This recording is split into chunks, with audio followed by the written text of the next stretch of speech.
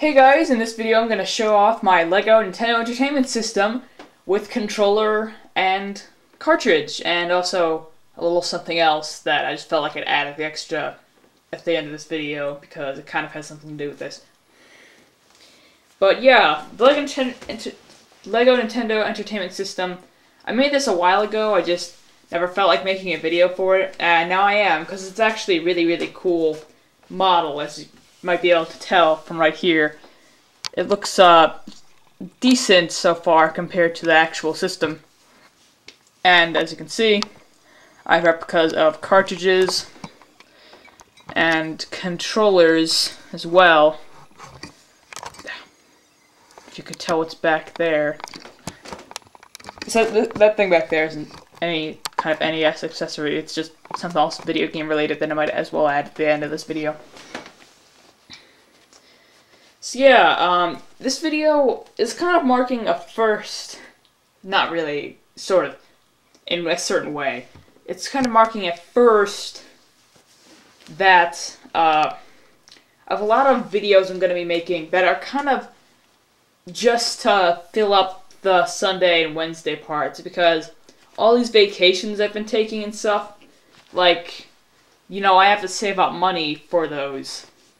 And after that, after I buy a couple Lego sets, I'm actually gonna, because the one coming up is actually my last one for the summer, and I'm actually going to start saving up for a 3DS soon, so that's gonna take a long time as well.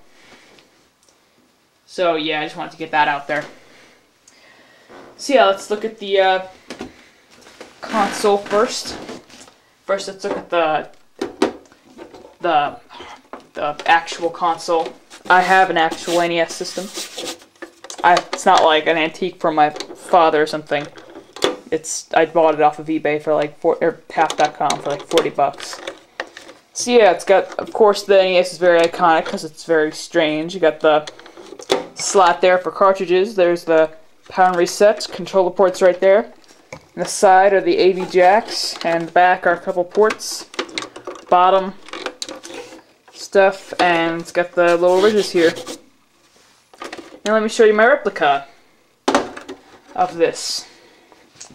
So up front, it's got the power and reset buttons. It's got the hatch. It's got the controller ports and even the ridges up top. I think that's a nice touch, the ridges. Now this isn't very sturdy, as you can kind of tell, kind of falling apart. And also, the hatch opens up, and you can actually fit the cartridge inside, like that. Pretty cool.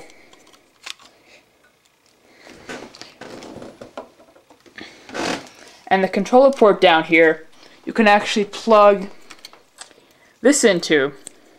The large one you can't, but the small one you actually can.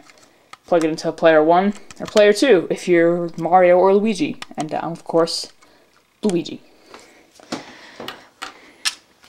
So yeah, it does have a lot of, like the black part here, and the ridges on top. And it's dark gray on the bottom. And as you can see, I actually added the AV jack ports on the side. Just kind of a little detail. As you can see, there. And on the back, I put these here. So yes, I think it's very detailed. And yeah, I really like this model because it's very nice. It's very replicated and has a lot of little details on it, like the power buttons, a working hatch, controller ports, an actual, like, you know, hookups on the back, which I think is really nice. And of course the Lego pieces make it perfect with the ridges. Now the build is pretty simple. I basically just put, what you see on the outside is basically what's on the inside. You know, ridges here, bricks in the middle, flat parts on the bottom, bricks here, but the most complicated part is the hatch. This was very strangely built. Take off the took off the wrong part. There. Oh, there we go, that works.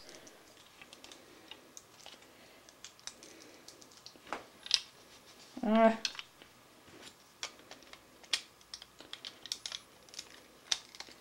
sorry. So this is it without the hatch part. It has these two things on the side. And then here, I basically, it's very hard to comprehend what the heck this is. It's just a colossal mess. Oh. Boo.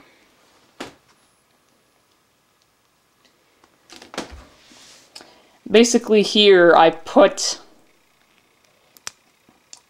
one of these bricks with a couple flat pieces on top, put one of these on the side, basically the same here, but added an extra brick, then put them like this, with that 1x2 brick in there, and I'll put the flat pieces on top, and then put the hatch, which is pretty simple, right here.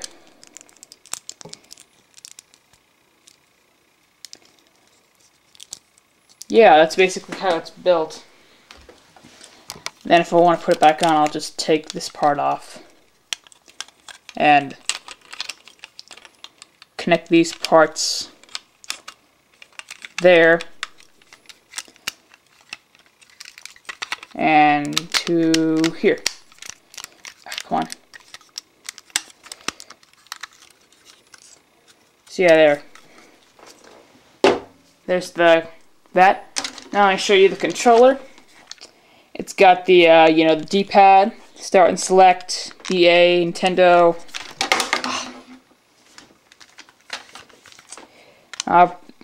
Yeah, pretty standard controller. Of course, it's a very nice controller, except for the fact that, you know, it's kind of pointy on the sides, which is a flaw with the NES controller for me. But overall, I really like the controller for the NES. It's very simple and easy to use, but a little uncomfortable. I like the GameCube controller, which is just fantastic. And I actually made two. First is the small one. Basically, I put this piece here and those there, like that. Then I took one of these pieces. These are kind of rare pieces, so you might not have it in your collection. And then just put that there. Put that there. And yeah, very simple. I'm pretty positive you could build that. And the controller here is a little broken. I had to take some pieces for some other things I wanted to build. But yeah, that doesn't really take anything away from, you know, the build. So basically I put 3 layers of bricks on the bottom, and then I put a bunch of bricks here. I used some flat pieces for the D-pad. It's kind of off-center, which is kind of the problem with this. The B and A buttons, I just used the circular pieces. Very realistic. And I put the gray, those pieces there, and I put 2 flat pieces on top of them. And yeah, start and select, and then I put the gray and black pattern right there. It's a little smaller than the actual controller. Yeah, it doesn't have a cord. I could put a cord on it, but it wouldn't work very well. That's basically the controller. The controller is pretty well made. Definitely the console is the best part of this. I mean, I spent most of the time on that. I'm like, I should make some accessories for it. So yeah, that was that. And here's the cartridge. Oh, let me show you the actual cartridge first. Here's my copy of Super Mario Brothers / Duck Hunt, the launch title in the USA. Or not the launch title, the game that got packaged with it when you bought it. Super Mario Brothers / Duck Hunt has a label on the top. Caution. Do not store in extreme temperatures. Do not immerse in water. Do not clean with benzene, thinner alcohol, or other such solvents. I just thought I'd tell you that. And of course it's got this little thing. So when you put it inside the console, it's a lot easier to take out.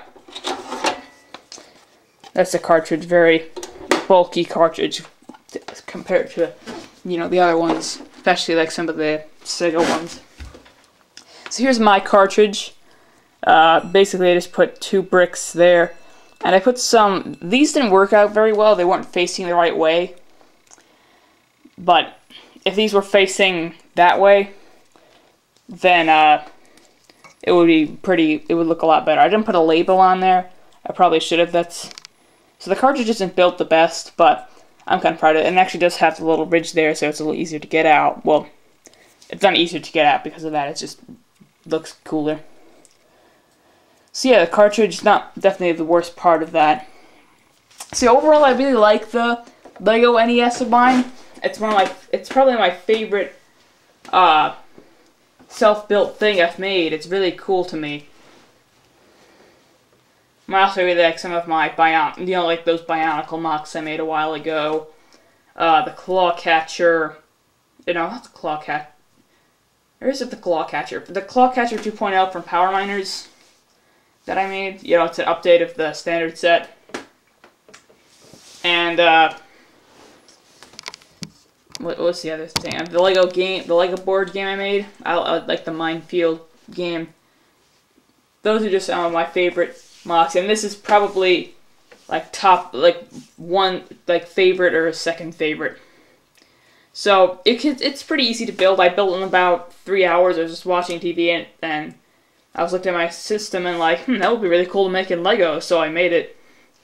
And I know I've seen some videos of like people who took the inside circuits of the NES and made a Lego shell around it that looks like the NES, which is really cool.